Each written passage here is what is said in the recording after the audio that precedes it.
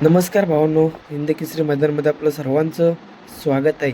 तर नक्कीच भावांनो, आज भैरवनाथ देवाच्या यात्रेनिमित्त आयोजित केलेल्या भव्यदिव्य असं ओपन बैलगाडी शर्यतीच्या मैदानामध्ये आपला सर्वांचा लाडका या बैलगाडी क्षेत्रातला देव रुस्तम द्वादश हिंद केसरी बकासूर पळण्यासाठी गेला होता.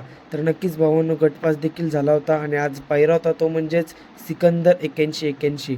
भावांनो, बऱ्याच दिवसांनंतर हा जोड आपल्याला एकत्र पळताना दिसायला भावांनो, आणि सर्वांची इच्छा होती की हा जोड लवकरच पळताना दिसावा आणि आजच्या देगाव मैदानामध्ये हा जोड आपल्याला एकत्र पळताना दिसाला. परंतु भावांनो, सेमीला हार झाली. भावांनो, आज गाडी देखील मधून लागली होती.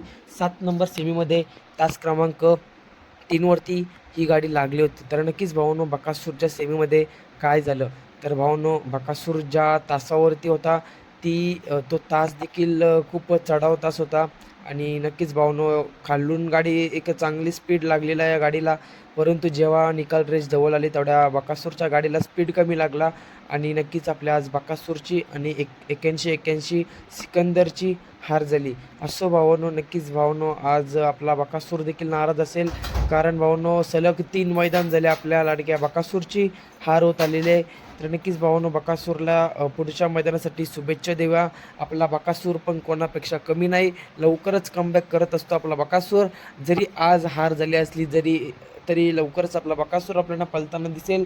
आणि भावांनो, आता सध्या उन्हाचा ताव देखील खूप वाढत चाललेला आहे, त्यामुळे माझ्या माहितीनुसार आता बकासूर आरामावरच असणार आहे. आणि आजचं जे नियोजन होतं ते नियोजन भावांनो अचानकच झालेलं आहे. आपण तुम्हाला सांगलं होतं की बकासूर 26ला पळेल, परंतु भावांनो अचानक नियोजन झालेलं आहे, कारण 26ला काहीतरी अडचण आलेली आहे.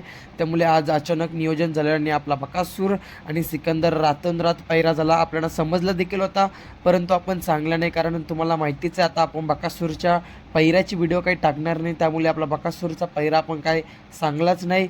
तर असं भावांनो, नक्कीच आज बकासूर आणि सिकंदरची जरी हार झाली असेल तरी हा जोड पुन्हा पालाला तर गुलालासाठी मानकरी होईलच. आणि कारण या जोडीला चांगला तुफान स्पीड लागला होता, परंतु नशीबच साथ देत नाही. आज जे 3 नंबर तासामध्ये गाडी पळाली, चढाव तास होता आणि नक्कीच भावांनो आज बकासूरची हार झाली.